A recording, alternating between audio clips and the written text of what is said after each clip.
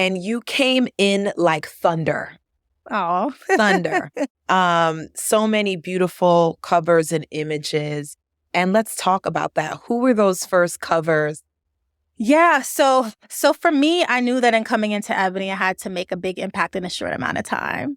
As you know, media moves at light speed and, you don't have a lot of opportunities to really make that mark with the reader, especially in today's landscape where they have so many options. And because Ebony had been through so many changes, I knew that we had to do something that was really going to resonate with people. And then that's where I really tapped into my background in doing photo shoots and fashion and the creative.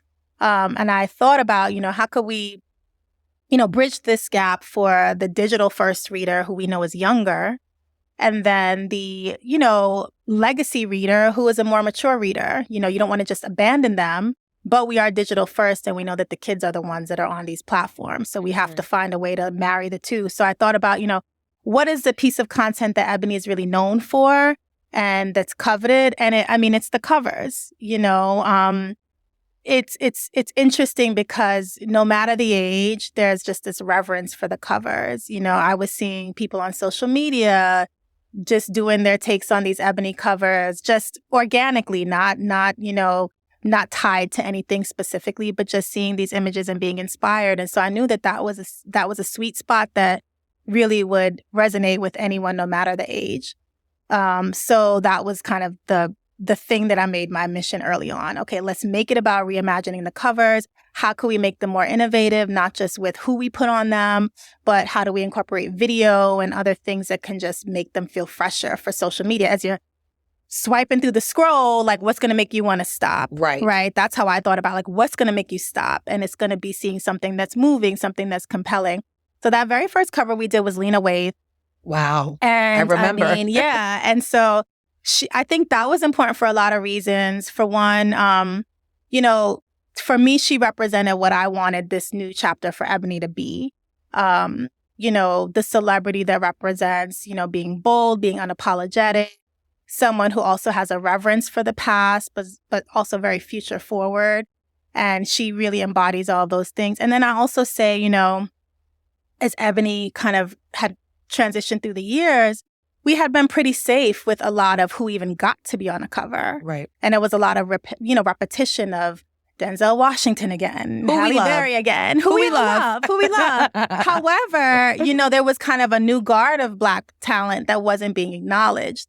And, Lena is someone who I think really represents the now and the future and, has so many, she just represents so much for so many. And so I think having her as the first really would make that statement of like, oh, okay, Ebony, like we see where you guys are going with this. All right.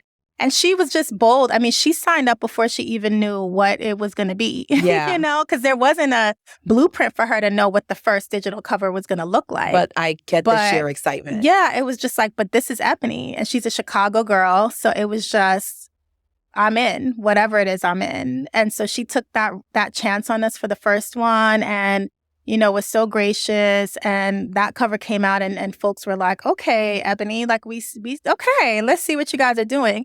And from there, it just became this like, back to back kind of, we started doing them every month and seeing kind of the feedback that we're getting in the social media, in the comments and everything with each of the cover drops.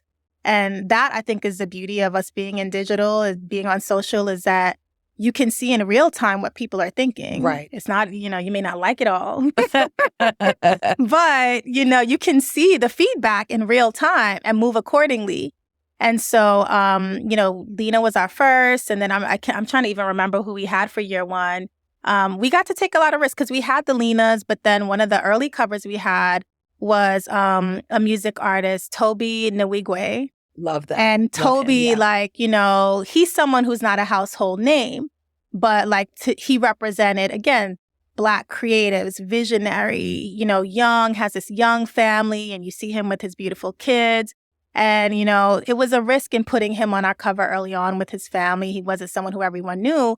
But I was like, let's just see, he's doing great things. And Ebony also needs to be bold with the choices we make and tap people early on in their careers, right? Because I think that was what we kind of stopped doing is, we kind of wait then Vogue gets them or Elle gets them. They put them on the cover. And then now they like skyrocket and then there's no coming back now, when we should be owning our creatives. We should be owning our visionaries, and we should be giving them those first opportunities, not these other outlets. So he was one of those that, I felt was important to acknowledge early on.